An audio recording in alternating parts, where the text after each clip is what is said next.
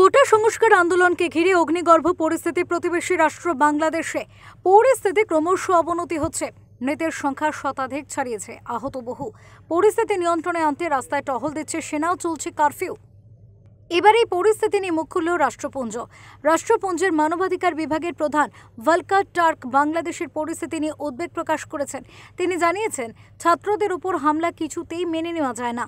এই ধরনের হামলাকে বিস্ময়কর বলে উল্লেখ করেছেন তিনি। ভলকার টার্ক আরও বলেন, আন্দোলনকারী পড়ুয়াদের ওপর কারা হামলা চালালো তা খুঁজে বের করা প্রয়োজন। এর জন্য নিরপেক্ষ তদন্ত প্রয়োজন।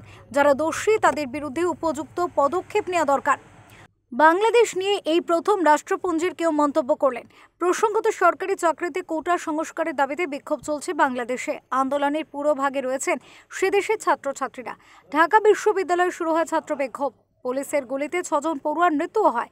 এরপরই বাংলাদেশের নানা প্রান্তে আগুন জ্বলে ওঠে। প্রায় প্রতিদিনই পুলিশের সঙ্গে বিক্ষোভকারীদের সংঘর্ষ চলছে। তামসী রায় প্রধানের রিপোর্ট, ওঙ্কার বাংলা।